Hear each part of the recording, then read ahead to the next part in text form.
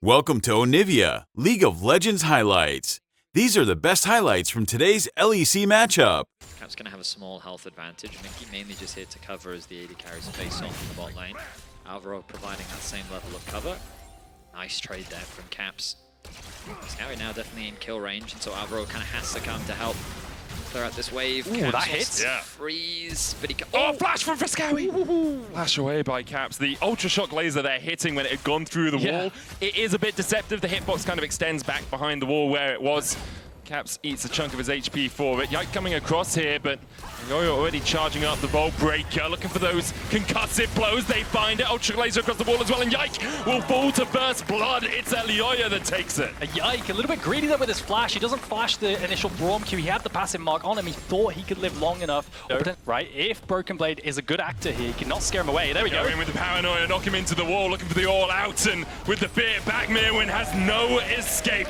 Yike gets the first kill for G2. I do have to ask a question, I want to though. give credit to Broken Blade there, being a good actor, not making it obvious that the gank was coming, and instead using the flash to flash W forward and set up the gank. That's the problem with Smolder, right? This is the post. Yeah, he spotted. He spots it. You literally see him. Yeah. This is Mirwin greeting for a plate. That's what happened there. You're right. Maybe he believed that. Oh no! Oh, he gets the plate though, so it's worth. Does get He got the 125 gold. Good next, death. and you do bonus damage, but that's not how it works. The damage is determined beforehand. Speaking of Caps, he might take a lot of damage. Flash in by Elioya, and he does. Nice. He does take a lot of damage, Fetty. Well predicted there. Caps dies. A nice three-man gank at the mid. So I was a little bit worried about how MDK would secure these grubs because you had no flash on the Smolder, right, from the previous gank. So it was a bit scary for him to enter River, but finding a pick onto top Caps lane is what they need. It all out onto Mirwin. Razok is here. Pass maker out by Broken Blade. Mirwin flaps across the wall. Mom has been called. Ring ring. The paranoia coming in. TP in as well by Caps. They jump instead onto Razok. Straight past Mirwin. No, sorry, onto Elioya, not Razok. Elioya gets away. Yeah, okay. Yike went for the jungler thinking they could kill him. The shockwave has been invested, and in the end they will kill Mirwin, but for it they'll sacrifice Mickey X and Yike, which is bizarre to say the least.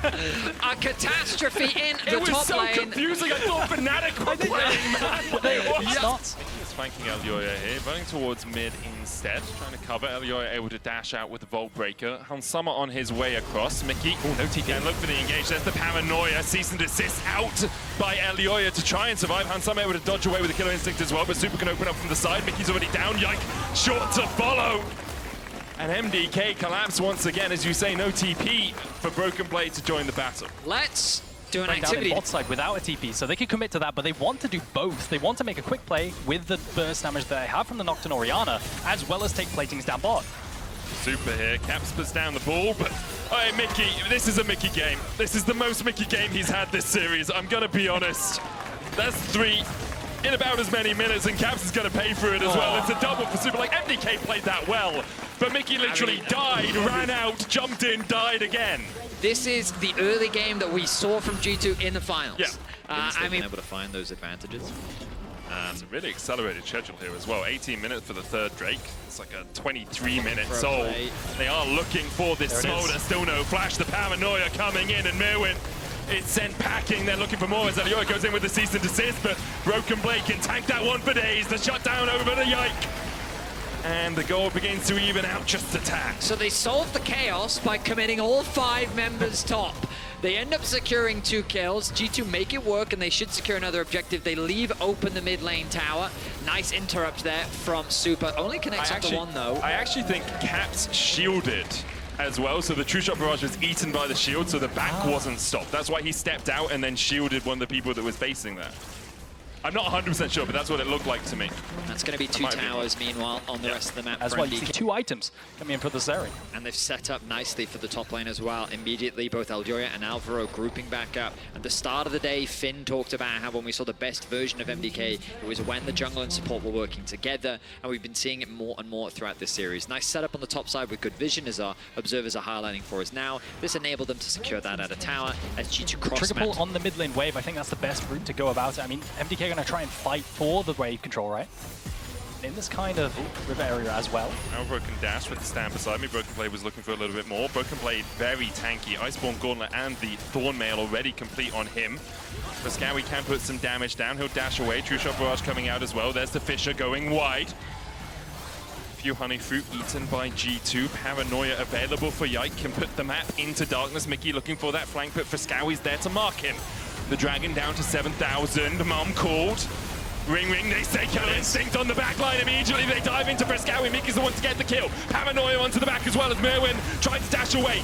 Elioya jumping in onto Yike, who flashes across the wall, but the chase continues. And Chu, the Smolder sneezing all over you, but now with MDK locked in the Magnus Storm isn't enough. But G2, they have 2 surviving, so do MDK, and Super's one of them. He opens up onto Mickey, on some of the last alive for G2, but Elioya sends him back in a body bag. Elioya is huge, cleaning up the fight. What was so close at the end there. I think Dylan Falcon might be slightly mad. I believe my lip reading skills aren't the best, but I think that was a what are we doing in that moment. So alongside Swiffer, we have a competition for the angriest coach. And I mean, well, you look at Frescowi, Super, and drive-by balling. Oh, they can't quite get the ball on towards Yike in time. He's going to chase forward though, and with the fear tether back, Merwin has no escape.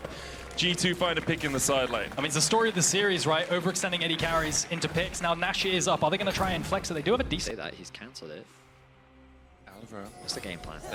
That ward is not spotted by the controller because it's right by the wall. BB trying to dash into the back line. Glacier Fisher coming down, but they pull Alvaro across with the all-out.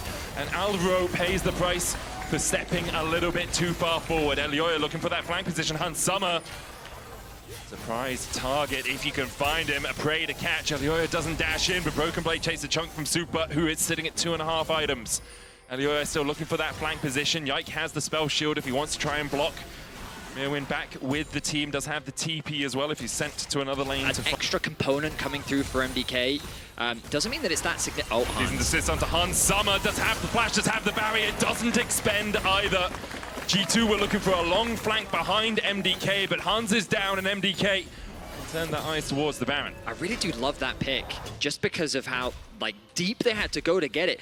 Like, the position of Hanzo was he was basically underneath his tower, and he still gets caught out, loses the barrier, and now MDK can start off the Baron. And the key component of the dive composition dies. It's really hard to play if you're G2 here. Now, you do have the Nocturne Orianna combo if you want to try and fight it, but you have no dive from a Kai'Sa. He's going to face check. There's the Paranoia.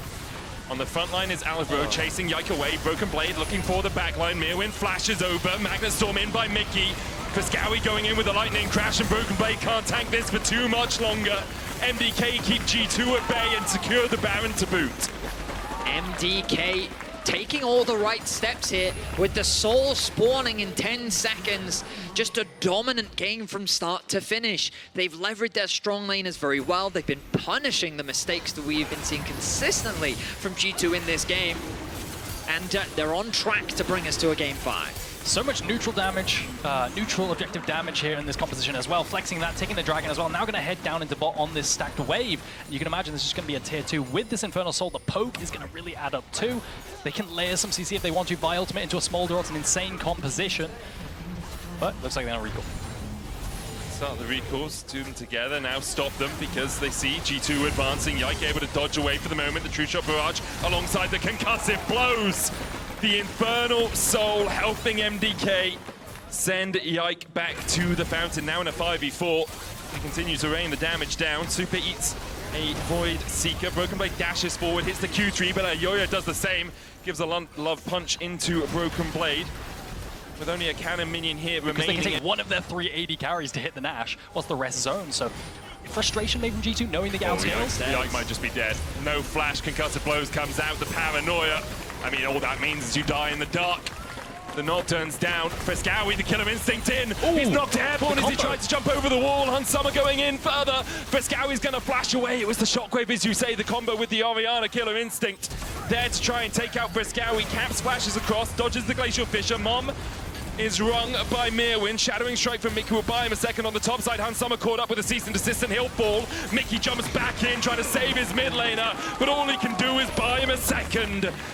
Caps down, G2 down, MDK pushing down mid. The AD carries reign supreme in this game. The dive coming in from G2, knowing that the meta, trying to counter it, but it just isn't enough. All series long, we've had the same dynamic, and MDK sticking to their guns once again come out on top. We wondered if they'd wake up to the season finals.